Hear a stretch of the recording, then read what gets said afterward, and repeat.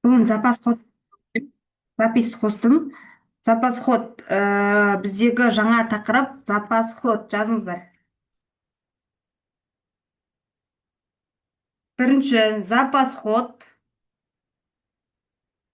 сызықша қоямыз. Максимумды, макс жақшаның ішіне жасылды, минимумды, мин дейміз да, қызылды жақшаның ішіне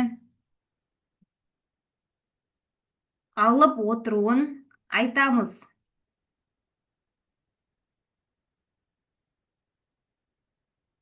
Запас ход максимумды, яғни жасылды, минимумды, яғни қызылды алып отыруын айтамыз. Егер максимумды ала алмаса,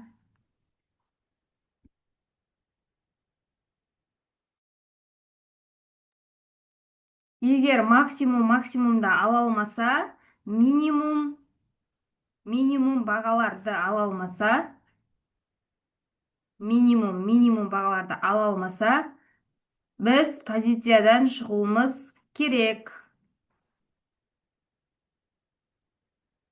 Енді оны графикпен көрсетейін. Экран көрініп тұр ғой да? Графикті ашып тұрмын мен қазір. Вебулды ашып тұрмын, вебул. Экран көрініп тұрса,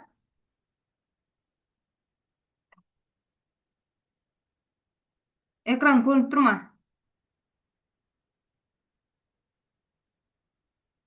Аха. Енді қараңыздар. Енді міне максимумды, минимумды дегенді түсіндіріп жіберейін осы жерде. Сосын так, премаркетте сауда жасау туралы да осы жерде айтып өтейін, иә. Премаркетте сауда жасап алады айдахандар, алтынай хандар, кейбір трейдерлер, иә. Енді қараңыздар, ол қалай болады? Мына жерде, так, қалам қайда? Қалам. Мына жерде мысалы цена закрытияға, баға ашылды, келді, құлады, иә. Кеше күннің жабылу бағасынан да төменге қарай кетті да, қайттан жоғарыға шығып, былай жүрді, иә. Сосын енді мына жерде қараңыздар, былай жоғарыға кетті мына жерден, иә. Енді осы цена закрытиеден подтверждение осы жерде бергендей болды, иә. Бірақ мына жерде біз кіріп үлгермедік та. И сосын ол мына жерге келді да, мына жерден кішкене артқа қайтып, фитилін беріп, мына жерде бізге подтверждение берді лонгқа деген, иә, лонгқа деген сигналды берді. И сосын ол бір сигнал, сосын мына жерде гептің минимумы тұр. Осы гептің минимумынан да төменге қарай былай өтіп кеткен жоқ қой, иә. Төменге қарай гептің минимумынан өтпеді, осы гептің үстінде жүрді, значит, ол мына үстіне барады деген сөз, иә. Гептің максимумына барады деген сөз. Яғни премаркетте бізде баға айтып тұр, гептің мен минимумынан төменге қарай кеткен жоқпын, значит жоғарыға қарай барам деген бір жаңағыдай белгісін осы жерде, ізін қалдырып кетті. Осы жерде маркетті оқи алсақ, премаркетті оқи алсақ, уровеньдерді сызып кейін осы жерді байқауымыз керек еді. Қараңыздар, мына жерде мысалы максимумды ала алмағанын қалай көреміз? Мысалы мен жақындатып сіздерге көрсетейін. Міне мына жерде мына жердің минимумы мынау, иә. Мына баға минимум, сосын мынаның фитилі минимум. Келді, баға жоғары қарай көтерілді, иә. Сөйтіп төменге түсті, иә, түсті да. И сосын мынаның минимумын алу керек еді. Мына қызыл біздің осыны басып кету керек еді, перелоу жасау керек еді. Сосын мынаны алу үшін, мына қызылдың минимумына жету үшін, цена закрытияға жету үшін мынаны алу керек еді. Цена закрытияден кейін мынаны алу керек болды, иә. Ол сосын осы запас кодтарды алған жоқ, яғни минимумды алған жоқ. Значит, баға не істеді? Лонгқа кетем деген сияқты бізге айтып тұрды. Максимумды алғанын қалай білеміз? Мына жерде баға өсті, иә, өсті да, мына жердегі максимумды мына жерде келді да алып кетті. Естеді, мына жерде фитилмен алып кетті, иә. Мына былай қарасаңыздар, уровень сызып, көзбен ақ қарай бересіздер, уровень сызып керек емес негізі. Мына жерде максимумды алып кетіп тұр екен деп, осы жерде бір қарап, неге маркетке анализ жасаған кезде уже білулеріңіз керек, сіздер мына максимум алып кетіп тұр екен, иә. Немесе мына жерде де екі рет келіп мынаны прошивать етіп тексерген фитильмен мына уровеньде, иә. Сөйтіп бұл мықты болғандықтан астына қарай кеткен баға. Залда, залда бар. Баға мына цена открытия мықты болғандықтан төменге қарай кеткен, иә, осының төменге қарай кеткен. Сосын енді біз максимумды айтайық. Максимумда мысалы мынаны мынау алып кетті, иә. Уже мына жерден де тоже алып тұрған сияқты болып тұр, бірақ алмаған болуы да мүмкін, но алмаса да біз уже мына жақтан қарауымыз керек. Мына жақта баға не істеп тұр, мынау ала алмады, бірақ мына жерде уже баға алып тұр. Біз мына жерде алты, примерно 5 минуттықпен қарағанда мынау алты ондарда ма, сондай алтыдан 10 кеткен кезде осы жерде мысалы баға мына жақтағы максимумды алып кетіп тұр, иә, премаркеттегі максимумды мынаны алып кетіп тұр. Сол үшін максимумды алып кетті деп есептеп отырамыз біз мына жерде, иә. Сосын осы жерде бір лайфхак айтып өтейін.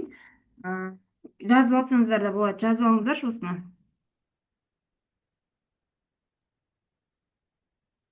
5 минуттыққа қарап запас ходты есептейміз негізі. 5 минуттыққа, сосын 1 сағатқа қазір көрсетемін. Жазып алыңыздар. Егер идеально ТВХ кіргіңіз келсе,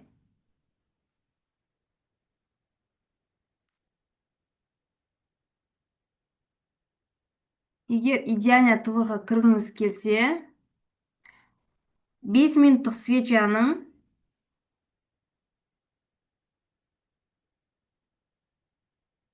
яғни 5 минуттық свеча деген 5 минуттық таймфреймдағы, 5 минут таймфрейм деген жақша жазып қойыңыздаршы. 5 минуттық таймфрейм дегенді жазып қойыңыздар. Осы 5 минуттық таймфреймдағы төртінші свечасына мән беріңіз дейді.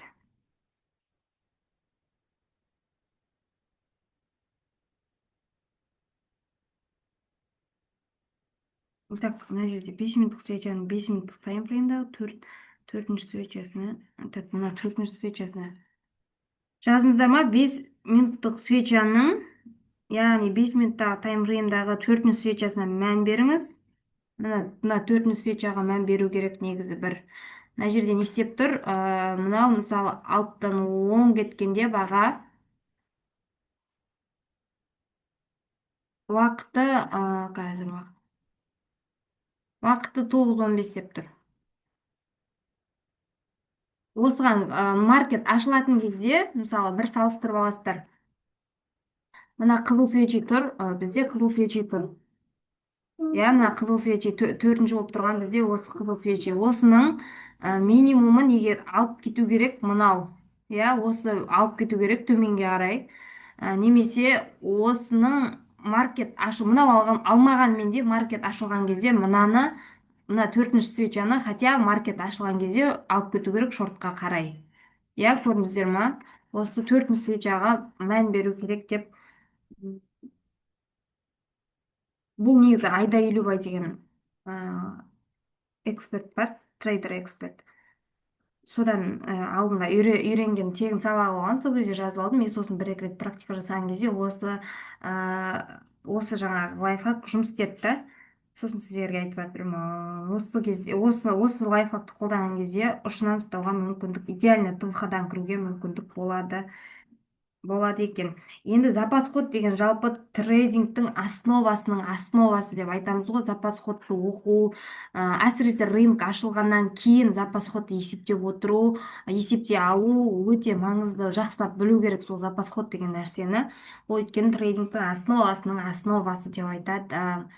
Так, маркет ашылды дейік та, мысалы маркет ашылды, ол премаркеттегі максимумдардың бәрін алып кетіп бара жатыр, иә. Алып кетті, маркет ашылғаннан алып кетті, болды, ол значит лонг деген сөз. Ол қайда баратынын біз білуіміз керек. Алдын ала до маркетта жасалған анализіміз бойынша кептің максимумына барады деп отырамыз, немесе жаңа уже болды, мына максимумды алып кетті ма, дневкаға өтеміз да қараймыз баға қайда барады деген сияқты сұрақ болу керек. Соны іздеп мына жақтан исторический бағаларды тауып аламыз. Енді 1 сағаттың запас кодасын есептеуді бір үйретіп жіберейін, иә. Так, 1 сағаттың запас кодасы қалай болып тұр? 1 сағаттың запас кодасы запас ходасын қараймыз. Мысалы, біз айтамыз ғой, перехай, не перехай деген тақырып бойынша, мысалы, жанындағы свечи не істеп тұр, левый ближний не істеп тұр, мынау деген сияқты, иә. Солай, перехай, не перехайды. Ал запас ходта осы так рыноктың жүрісіне, яғни маркет ашылғаннан кейін рынок қалай қарай бағытталатынына осы запас ход 80% әсер етеді. Не перехай, перехай тоже 80% әсер етсе, мынаның да сондай әсер ететін күші бар запас ходтың, иә.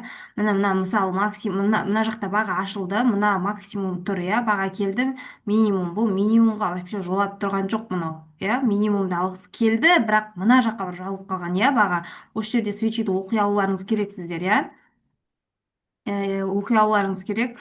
Мынаның минимумын мынау алу керек еді, егер біз шортты күтетін болсақ, иә, шортты күтетін болсақ, мына минимумды алу керек еді, бірақ ол не істеді, алған жоқ, иә, алған жоқ. Сол үшін енді біз максимумды есептеп отырамыз. Максимумды не істеді, мына максимум алып кетті. Оны мына максимум не істеді, оны мына максимум алып кетті. Яғни жасылды жасыл алып кетіп тұр бір сағатта, иә. Соны есептеп тоже біз жаңағы бағытты шортқа деп отыра бермейміз да, запас кодтарды былай есептеп рыноктың тілін түсінуге тырысуымыз керек. Яғни тек қана запас ход па 5 минут деген нәрсе жоқ. Запас ход па 1 сағат. Перехай не перехай ма, дневка 4 сағат 1 сағат деп, запас ход па 5 минут 15 минут 1 сағат деп, солай запас ходтардың бәрін таймфреймдердің бір-бірімен байланыстырып бір таймфреймге, мына не перехай перехайдың бәрі 4 сағат пен 1 сағатта деп отырмай, бәрін запас кодтарды да бір-бірімен таймфреймдерді байланыстырып отырып рынокқа кіруіміз керек. Я түсініңіздер ғой, иә? Так, тағы бір мысал көрсетіп жіберейін 1 сағат бойынша.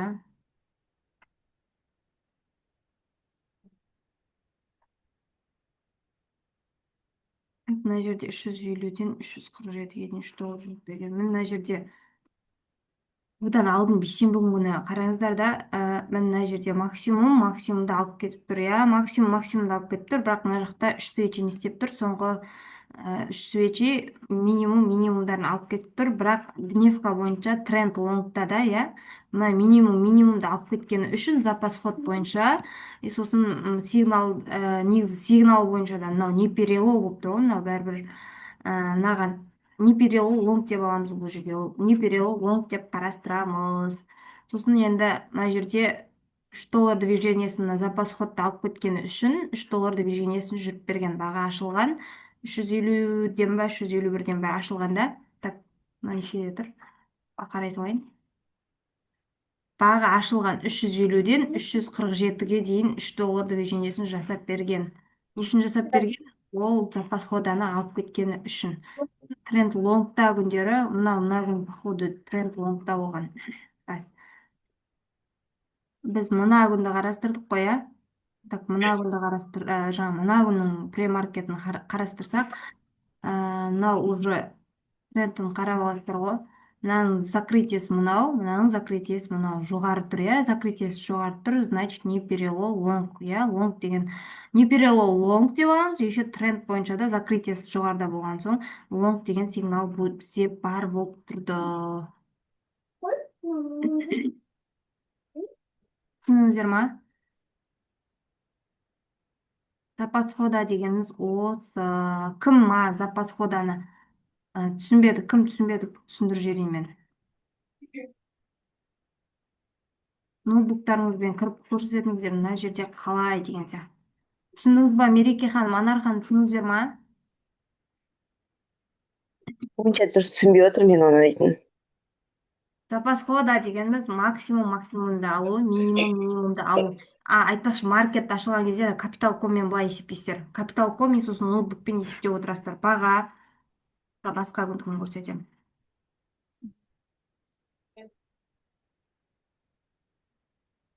Мына жерде қараңыз. Мереке ханым, қараңыз. Мына жерде минимум, иә, мынау ең кішкентай минимумы, ең төменгі минимумы, иә.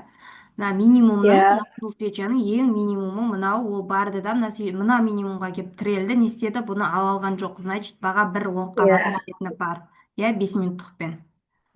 Иә, содан кейін ол бір не перелонг деп аламыз, иә. сосын ол деген жоғарыға кетті да, и сосын мына жақтағы максимумды мынау ала алмай қалды, иә, көріп тұрсыз ба?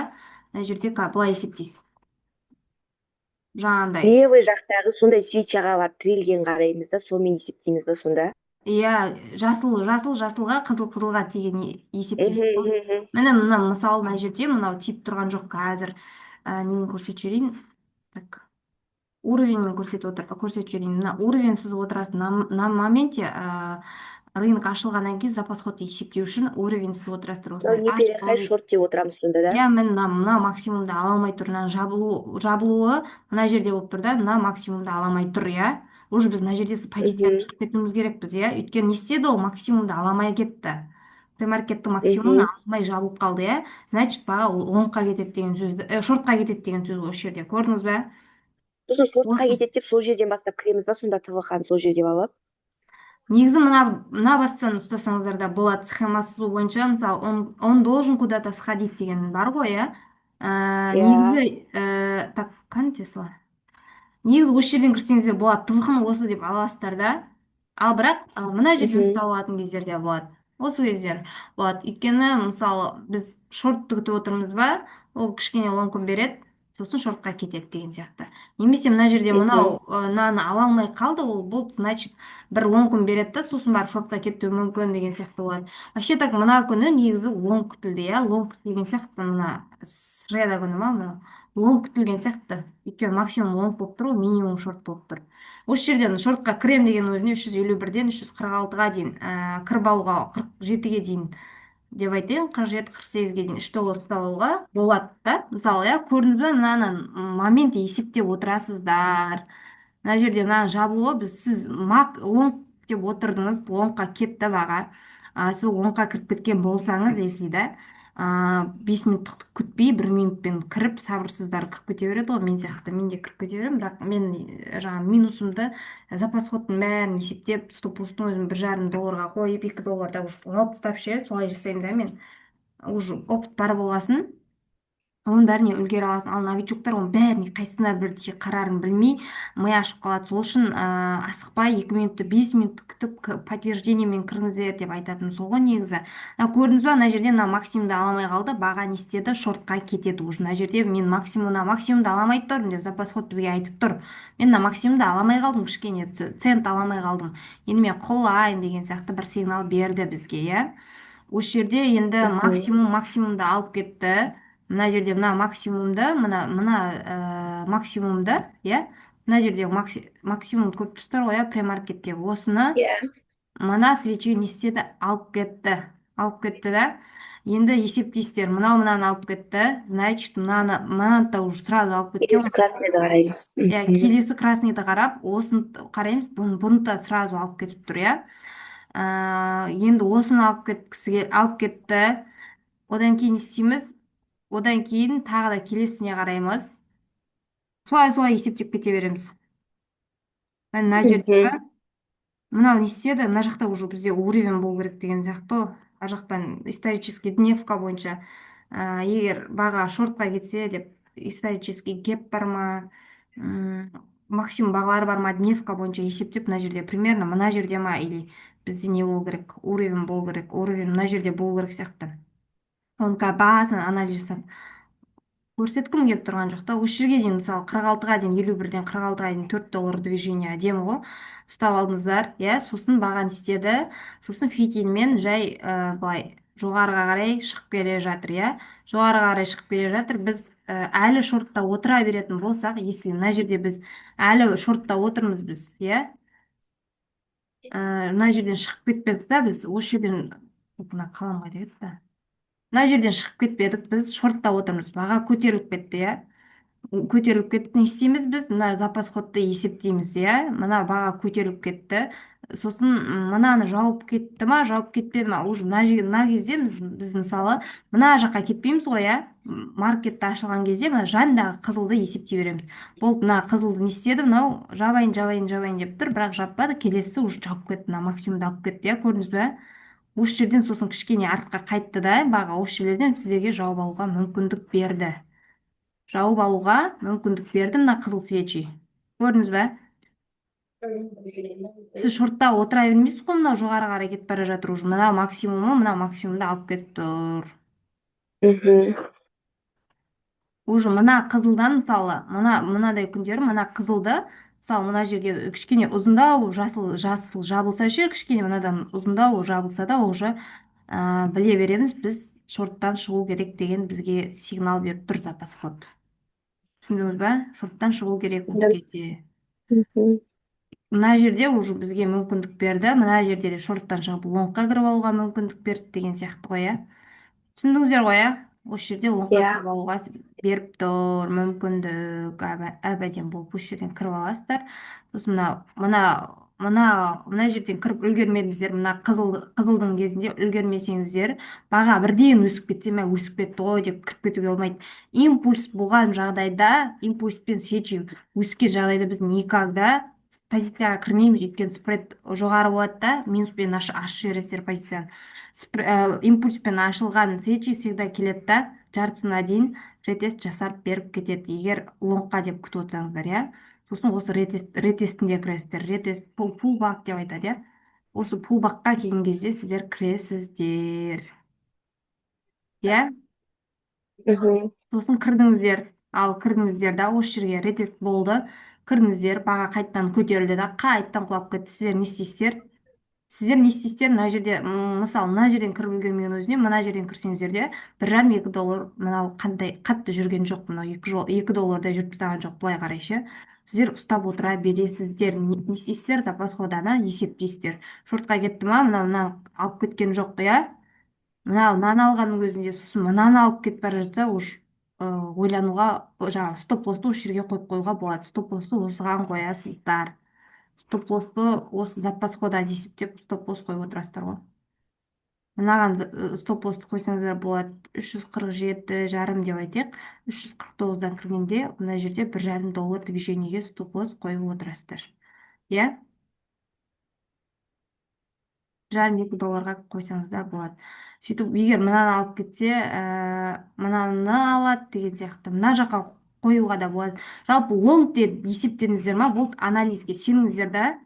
Сосын мына жерде мынаны ала алмайды ау, мына минимумда бәрібір ала алмайтын сияқты, мынау мына жаққа барып былай кетпейтін шығар, енді лонг болу керек қой, бұл максимальный лонг бар ғой деп анализдеріңізге сенсеңіздер ұстап отыруға болады. Енді кейбір күндері тәуекел жасауға болады да, солай стоп лосс қоймай. Түсініңіздер ғой, иә. Бірақ ол біз уровень уверен болып отқан кезде лонгқа. Енді сосын баға былай келді, кәдімгі әдемілеп тұрып мына жердегі уровеньдер бар болу керек. Цена закрытия ма, осы жерден әп әдемі болып лонгқа берген сигнал, солай кіріп лонгты ұстап алуға болатын еді. Түсіндіңіздер ғой, иә? Запас хода деген түсініңіз бе? Бұны практикада негізі көбірек түсінікті болады. Теорияда запас ход түсінікті болмайды. Қазір түсінбегеннің өзіне кіріңізші, ноутбукпен кіріп отырсыз ба, Мереке ханым? Иә, иә. Кіріңізші, сізге Болып демонстрация тұр. беремін қазір. Демонстрация берейін. Поделиться басайын ба мен? Мен қазір не істейін? Ағаш шамалдаусын басасың ба? А? Жоқ, сізге емес. Мен поделиться басайын ба, не істейін? Қазір сіздерге нені қосып жіберейін мен? Участниктерге қосып жіберейін. Аларыз. Басып көріңізші поделиться дегенді. Вебулды ашып отырсыз ба сіз? Отправить запрос. Разрешить, болды. Кіріңіз ал. Кірді ма, менікі? Жоқ, кірмей тұрсыз. Мен көрініп тұрған жоқ та. Так. Нархан микрофон істемейді дейді.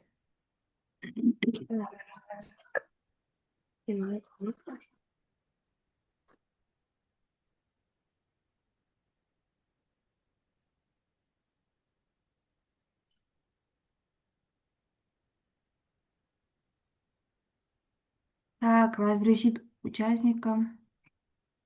Менікі көрініп тұр ма енді? Жоқ, көрінбей Вебулды тұр. ашып тұрмын қазір. Көрініп тұр ғой да? Жоқ, көрінбей тұр. Мен көрініп тұр. Қазір сізге берем, иә?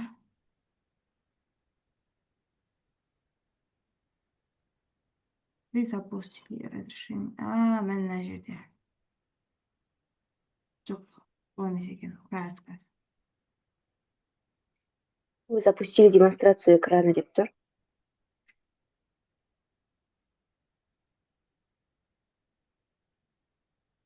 Енді сіздікі көрінетін шығар. Енді қосыңыз. Көрінді ма? Жоқ, көрінбеді әлі. Мен ойбылдашам ғой, Вебулға кіріп тұрсыз ба? Мен ойбылға кіріп тұрмын. Астына поделиться деген басасыз.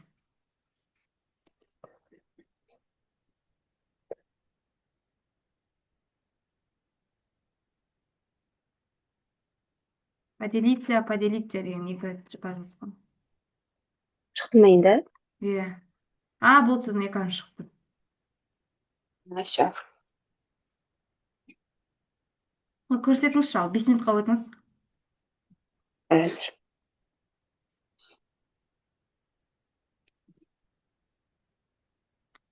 Мишканың сол жағын басып жіберіңіз. Сосын, Reset chart деген бар, соны басыңыз, обновление болады, иә. Енді жақындатыңыз. ол обновление ма? Осы жерден көрсете беріңізші маған. Запас ход деген осы, мына басынан бастап көрсете беріңіз. Мына жерден бастап. Мына жерде бастаймын ба? Мына жерден бастай беріңіз. Мына жерден. Мына жерден. Так, например, мына жерден бастасақ. Бастай беріңіз. Мынаның жабылуы, мынаны не деп, не перехай болып тұр, зеленыйды, иә, мынаны. Не перехай болып тұр, ол не шорт беру керек бес па онда? Иә? Енді шорт беру керек дегенде, ол 4 сағат, 1 сағатта ғой, не перехай деген. Бұл жерде запас ход есептейміз. Так, мына жерде, например, мына зеленыйды, мынау не перехай болып тұр. Ол шортын беріп тұр, сонда, иә, мына жерден бастап. Солай ма? Так, былай. Мына жерде, мысалы, мына жерде мынаны істеді, мына барды да, мына жасылымызды ала алмай қалды, иә? Кішкене шортын Иә. берді. Бірақ ол бәрібір Мгм. бізде баға мына бастан шықты ғой, мына жақтан шықты ғой, шыққан жағы, мына жағы, Иә. мына жақта бар ғой. Сөйтіп ол бару керек, былай мына уровеньге бару керек. Сол үшін ол Мгм. былай жүрді, бірақ мына қызыл шыққан кезде кішкене манипуляция ойнатып бізге істеп тұр, кішкене психология әсер етіп тұр. Бірақ оны сол запас ходты есептеп, біз уже лонгқа деп күтіп отырсақ, мысалы мына минимумды мынау алып кетіп тұр ма, соған мән беруіміз керек та бізше. Бізде уже лонгқа Асты деген жағындағы, иә, жаңалық иә. болып тұру керек, мына жақта запас ходан есептеу үшін де ше. Мынаны мынау алып кетпеу керек, мынаны мынау алып кетпеу керек деген сияқты, иә. Мгм. Осыны есептеп, мына момент есептеп отыру керек. Бірақ уже онға дейін не істеу керек қой. Даже 8-ге дейін 1,5 сағатта профит жасап алу керек, ары қарай манипуляция болып кетеді көбінесе. 8-ге дейін, таңғы ма? Жоқ, кешкісі 6:30-нан 8-ге Иә, дейін. 6:30-нан 8-ге дейін, иә, иә, иә. Сосын жаңа нені қарайықшы, 9:15-тегі свеча дедіңіз ғой, соны. Иә, кіріңіз 5 минуттықпен жақындатыңыз. Мына жер ғой. Міне 9:15-тегі свеча. Сосын Осыны. мынаны қараймыз, иә, содан кейінгісін.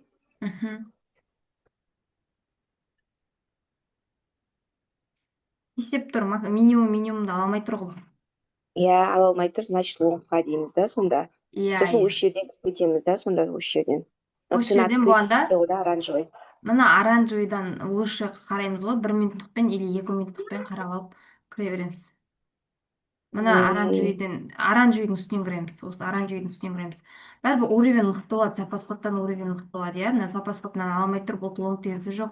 Мына жақта бәрібір уровень тұр ғой, мықты уровень тұр ғой, цена открытие деген. Открытие. Цена открытиеден подтверждениемен кіреміз. Басқа күнге өтіңізші, мына мен жаңа көрсеттім ғой негізі.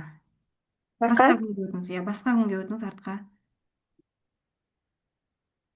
Жаңа мен көрсеткен жоқпын ба? басқа күнге өтіңіз, иә. Енді осы жерден қараңызшы. міне Иә, сол минимумды алып кетіп тұр.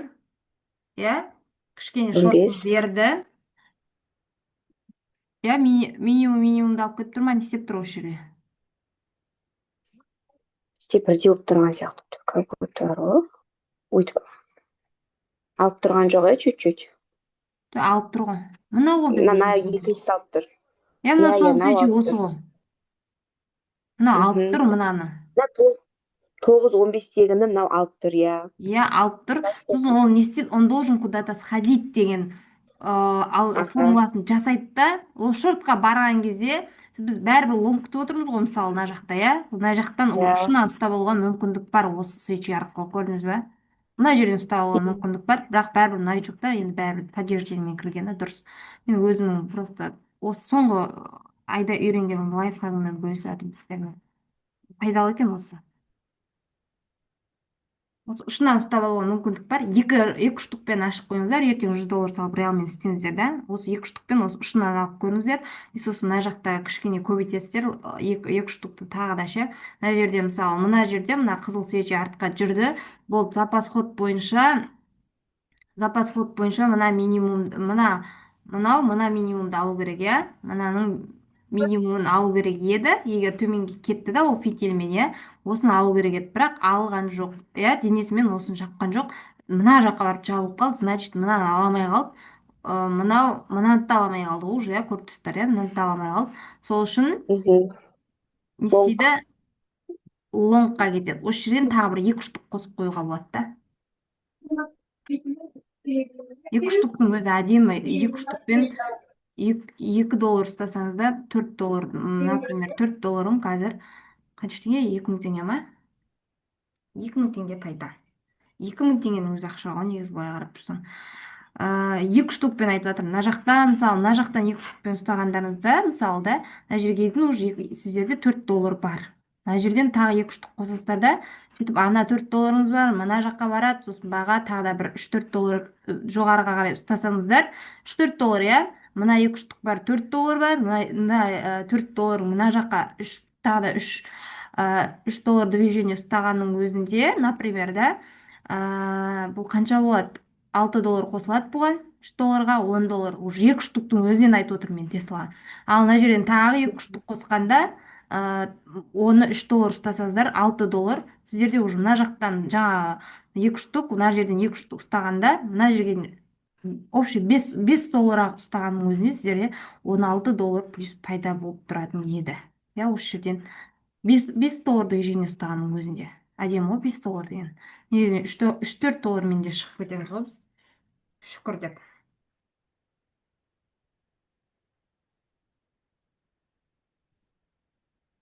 Түсіндіңіз ба, Мереке ханым, енді запас ходан түсіндіңіз ба? Вроде түсінген сияқтымын, практика керек. Иә, практикада жақсы түсінесіз бұны. Практика керек, Практика иә. жасап жүрсіз ба? Жасап жүрген жоқ сияқтысыз ғой. Жоқ, жасап жүрген жоқпын. Ертеңнен бастап жасаңызшы.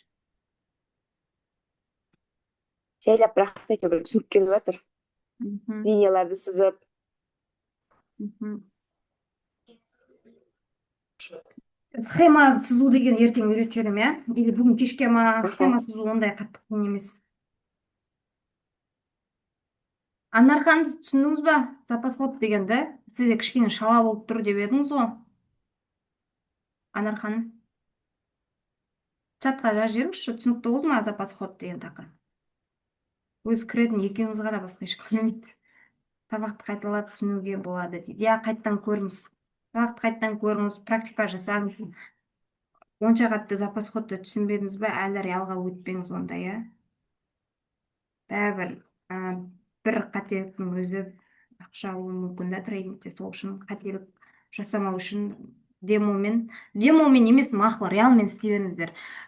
Герчиктің өзі айтады екен ғой, жаңағыдай демомен бәрібір ми қозғалмайды, лучше реал салыңыздар, бір штукпен солай істеңіздер деп ше. Просто уақыттарыңыз кетеді, бірақ уақытқа ешқандай ақша кеткеннен уақыт кетсе кете берсін дейді да. уақыттарыңыз кетеді, бір екі штукпен отырам ба деп ше басқалардың профиттарын көресіздер, например менікін көресіздер, мә менде сонымен бірдей отырдым ғой деген сияқты ой болады да. Менікі мына уақыт доллар, ол мынанша тауып жатыр деп менімен болмаса да басқа біреумен салыстырып қоюларыңыз мүмкін. Салыстыру білесіздер кімнен шыққан? Ол аузубилляхтан шыққан, яғни шайтанның ісі салыстыру деген.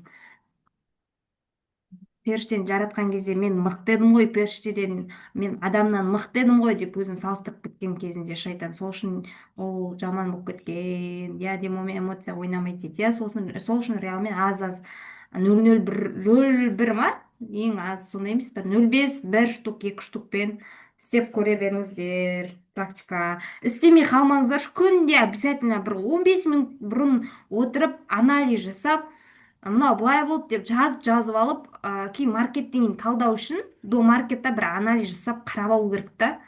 Соны істеңіздер күнде. Мақма, сабақты қайталап көріңіздер. Жақсы, онда сау болыңыздар ханым, барлықтарыңызға. мына жерді қарап жіберейік. Мысалы мына жерде мына максимумды алып тұр. Мхм. Мына алмай тұр ғой бәрібір. Келесі рынок ашылғаннан кейін алмай тұр ғой. Бағана түсіндірдім ғой бұны. 9.35 мына жерде уже алып тұрған жоқ, 9.15 мына ашылған кезде оны алмай тұр. Значит, шорт деп мына жерге келген кезде шортты ашамыз да кіреміз да. Иә, енді мынау максимумды алып тұр дегенменде ше, Мерекехан, мынау максимумды алып тұр дегенменде, мына жақта бізде мына минимумдарды есептейсіз ғой бұл Мынаны жерде. қараймыз ғой, екіншісін. 9.15-тен кейінгі мынаны қараймыз. Ол алып тұрған жоқ, шорт деп осы жерден кіреміз сонда, иә? Жоқ, 9-15 деп алғанда 9-15 деп қатып қалмаңыз енді. Мына жерде бізде Мхм. деген не бар ғой? Сізде мына жерде максимумға максимум емес, бізде мына жерде рөл ойнап тұрған минимум болып тұр ғой. Сіз енді уже мынаған қарамайсыз ғой. Сіз мынаған қарайсыз. Мхм. Бұл просто бір лайфхак, андай бір 9-15 9-15 деп 9-15-ге қатып қалып 9-15-те мынандай болып еді ғой деп қатып қалудың қажеті жоқ. Тек мына жерде уже роль мына минимумда тұр ма, значит мына минимуммен салыстырып кетеміз ғой біз, мынаумен, то есть мынаумен. Енді бұл Мхм. максимумда, енді мысалы мына 9-15 мына максимум болғанда, мына жаққа келіп жабылғанда, иә, қарауға болар еді. Аха. Мынау жасыл болып жабылғанда мынаны алып кетті деп қарауға болатын еді да. Енді бұл просто бір кішкене болса да бір процент, 10-15% не жаңағы дұрыс точка входадан кіруге мүмкіндік, бұл 9-15 деген. Ұшынан ұстап алуға ше.